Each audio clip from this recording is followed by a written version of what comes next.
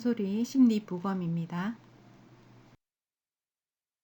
아서 어머니의 인터뷰에서 아서의 학습장애가 어머니에게 의해서 인지되거나 발견된 것이 아니라 아서가 학교에 들어갔을 때 제3자에 의해서 발견되고 어머니가 알게 되었다라는 점이 있었습니다.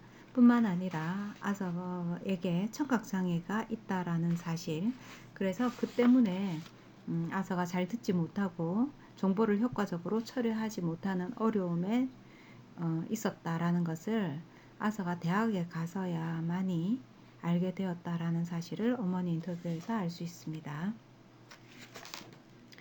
아서가 초등학교 3학년 때부터 사실은 심리치료를 받기 시작하고 이후 성인이 될 때까지 심리치료가 지속되었다라는 것이고, 물론 학교에 들어가면서 아서가 학습 부진이라든지 학습에서 어떤 문제점 이런 것들이 드러나서 언어치료사 그리고 학교 선생님에 의해서 학습장애가 발견되었다라고 하더라도 양육자가 인지하는 부분은 좀 너무 늦지 않았나 하는 부분이 있습니다. 청각장애 같은 경우도 그렇습니다. 심각하든 심각하지 않은 장애이든 양육자가 아마 한 3살 이전에도 발견할 수 있었던 부분이 아닐까 하는 생각이 듭니다. 아서 어머니는 아서를 양육하면서 어려움이 있었던 부분에 대해서 매우 주관적으로 표현을 하시죠. 심지어는 도발적이다, 고집이 매우 세다, 두려움이 있고 방어적이고 저항하고 분노 표출이 심했다라고 어머니는 적극적으로 주관적인 표현을 사용하십니다. 그러나 아서의 학습장애나 청각장애를 인터뷰하는 부분에서는 우리는 아서가 그런 어려움이 있었는지 잘 몰랐다라고 이야기함으로 인해서 조금 거리감을 두고 객관화하여 상황을 전달하는 그러한 태도를 알 수 있습니다. 아서가 의대를 졸업하고 그 다음 법대를 갔는데 그 부분에 있어서 어머니는 아서 아버지가 의사였기 때문에 아서도 의사 정도는 돼야 된다고 생각하지 않았나라고 인터뷰하는 부분이 있습니다. 이후에 그 인터뷰에서 아서 어머니는 아서에 대해서 이야기를 할 때 형과 비교해서 전달하는 태도를 보이고 있는데요. 형은 건강하지만 아서는 약한 편이었다. 형은 공부를 잘했지만 아서는 그만큼은 아니었다.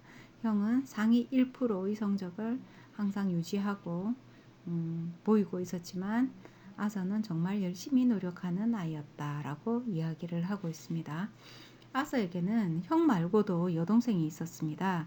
그런데 어머니는 아서에 대해서 인터뷰를 할 때 여동생에 대한 언급은 전혀 없고 아서의 형과 비교해서 표현한 부분이 인터뷰가 길어지면 길어질수록 나타나고 있죠.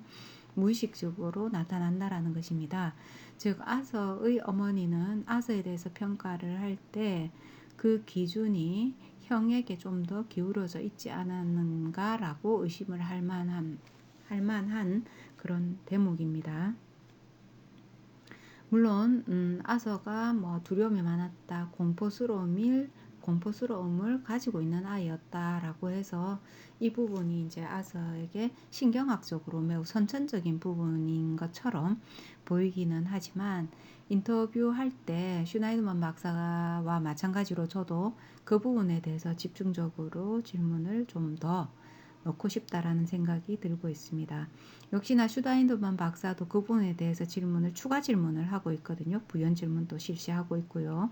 자, 그랬는데도 어머니는 아서가 어떤 점에서 공포나 두려움이 있었던가요? 라고 이야기했을 때 어머니의 대답은 모든 행동이 그랬어요 라고 이야기를 하고 있습니다.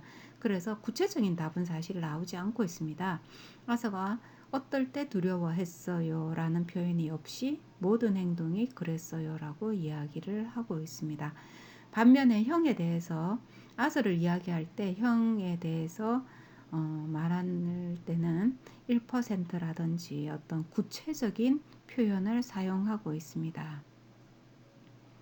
아서 어머니의 인터뷰에서 알 수 있는 방법은 아서 어머니는 아서 형에 대해서 구체적인 부분을 상기하고 있지만 아서에 대해서는 그렇지 않다라는 부분이 있고, 아서를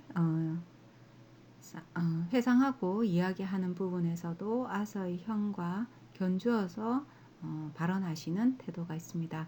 그리고 아서 여동생에 대해서는 언급이 되지 않고 있다라는 점도 독특한 표현이다라고 볼 수 있습니다.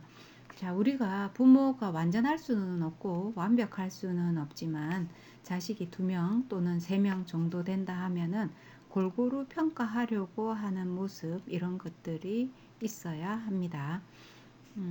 적어도 부모라면은 세 아이를 전부 다 내 무릎 위에 놓고 장점과 단점 또는 좋았던 점과 그렇지 못했던 점을 골고루 떠올리면서 비교하는 태도가 있으면 훨씬 더 좋겠죠.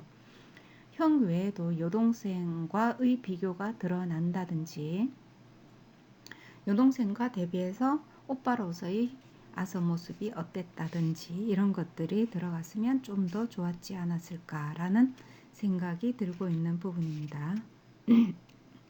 아서가 10살 때 이혼을 하셨고, 장애를 가진 아서의 입장에서 본다 하면은 적어도 3살부터 10살까지 아서가 자신의 장애가 타인에 의해서 표면화되기 전까지 아서의 고통은 엄청났을 것이다 라는 것이 저희 판단입니다.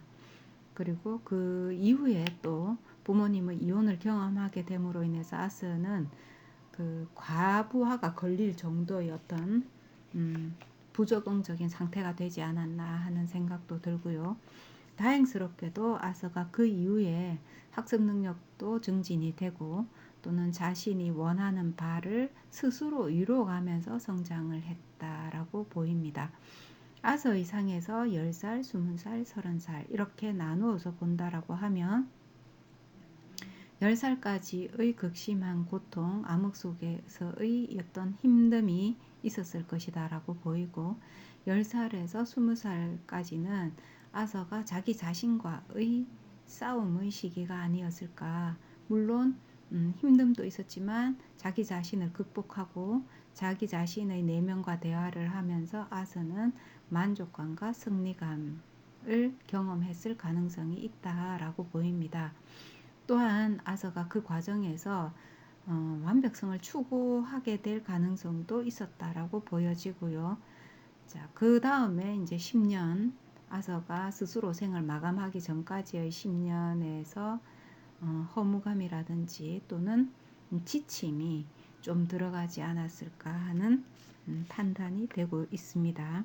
아서가 그 졸업식 때 축하하는 저녁 식사 자리에서 어머니에게 어머니가 여기 안 왔으면 좋았을 텐데 왜 오셨어요? 라고 질문을 던지는 말을 어머니는 인터뷰에서 기억을 하고 있습니다.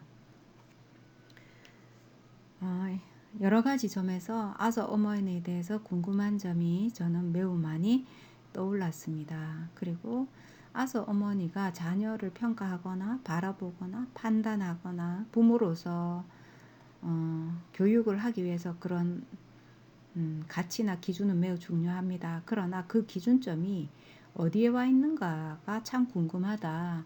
그 기준이 형에게 가 있는가, 동생에게 가 있는가, 아서에게 가 있는가, 아니면은 다른 무언가에 있는가. 이 부분이 저로서는 매우 중요하게 아서에게 작용했을 것이다 라고 보여지고 있습니다. 자, 어머니 인터뷰는 이 정도에서 마무리를 하고 다음 아버지 인터뷰 또는 제 아서 유서를 보면서 언급할 내용들이 있을 것 같습니다.